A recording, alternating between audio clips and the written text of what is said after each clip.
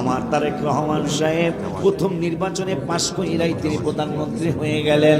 কারণটা কি? আমার বিশ্বাস হলো তার আম্মা জানো বাংলার শ্রেষ্ঠ ওলি বাবা শাহজালাল রহমতুল্লাহি আলাইহির মাজার শরীফ জিয়ারত করে নির্বাচনের প্রচারণা শুরু করেছিলেন। আর তিনিও তার মায়ের পদাঙ্ক অনুসরণ করে তিনিও বাবা শাহজালাল রহমতুল্লাহি আলাইহির মাজার শরীফটা জিয়ারত করে তিনিও কিন্তু নির্বাচনী প্রচারণা শুরু করেছেন। তার আগে মনে হয় আল্লাহর তরফ থেকে আল্লাহর দয়া হয়েছে। কেমন দয়া! লন্ডনের মতো আচ্ছা, আমার একটা প্রশ্ন আছে এখানে। আমার প্রশ্নটা হচ্ছে, তারেক রহমান যদি মাজারকে জিয়ারত করার কারণে প্রধানমন্ত্রী হয়, বেগম খালেদা জিয়া যদি মাজারকে জিয়ারত করার কারণে প্রধানমন্ত্রী হয়, ওলি হয়ে যায়, তো গিয়াসউদ্দিন তাহিরি সে তো আপনাদেরই লোক, সে তো মাজারেরই একজন মানুষ, সে তো মাজারেরই একজন আলেম, সে এমপি পদপ্রার্থী হওয়ার পরেও কেন পাশ করতে পারলেন না? এটার উত্তরটা দিয়ে যাবেন আপনারা ইনশাআল্লাহ অবশ্যই। গিয়াসউদ্দিন তাহিরি সাহেবও যে মাজার জিয়ারত করা বাকি রাখেন নাই, আমি একটু দেখাই আপনাদের, দেখেন তাহলে বুঝতে পারবেন।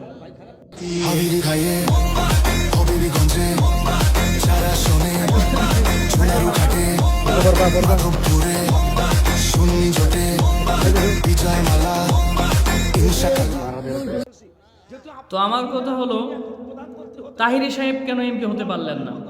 সে কি মাজার জিয়ারত করে নাই? নাকি সে যার মাজার জিয়ারত করে সে তার উপরে নারাজ, অসন্তুষ্ট, এরকম কিছু একটা হইতে পারে? না হয় তারেক রহমান সাহেব যদি প্রধানমন্ত্রী হতে পারে, তো গিয়াসউদ্দিন তাহিরি মাজার পূজারী একজন আলেম, সে মাজারে সবসময় মাজার জিয়ারত করে, সবসময় মাজারকে শ্রদ্ধা জানায়, সে কেন এমপি হতে পারবে না? এটার জবাব আপনারা দিবেন ইনশাআল্লাহ।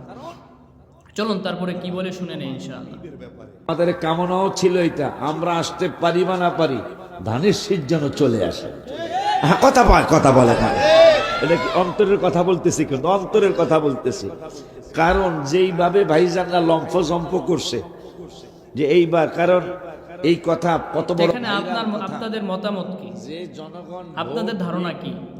আমি কিন্তু ওলিদের বিপক্ষে না, আমি ওলিদের বিপক্ষে না। কেরামাতুল আউলিয়া হাকুন, ওলিদের কেরামত সত্য, এটা মানতে হবে, এটা মানতে হবে। আল্লাহর সাথে যাদের ভালো সম্পর্ক, যার গভীর সম্পর্ক, তো আল্লাহ রাব্বুল আলামিন তার উসিলা দিয়ে ওই ব্যক্তি আল্লাহর দয়া নিয়ে অনেক কিছু করতে পারে, এখানে সন্দেহ করার কিচ্ছু নাই। ওলিদের কেরামত সত্য, একজন ওলি যদি মন থেকে খাস দিলে দোয়া করে সেটা কবুল হতেই পারে, এটা স্বাভাবিক, এটা অস্বাভাবিক কিচ্ছু না। কিন্তু যে আলেম এই কথাটা বলতো, সে আওয়ামী লীগের সময়ও শেখ হাসিনার গুণগান গাইতো, তাদের প্রশংসা করত।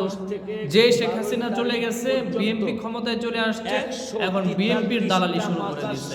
এতদিন তো কথা বলেন না, এতদিন তো বিএনপির পক্ষে প্রকাশ্যে এত সুন্দর বক্তব্য রাখেন নাই, এখন রাখতেছেন কেন? যখন দেখছেন যে ক্ষমতায় চলে আসছে, এখন একটু দালালি করতে হবে, এখন দালালি না করলে তো চলবে না। এই হলো তার দালালির নমুনা। আল্লাহ আমাদের বুঝার তৌফিক দান করে।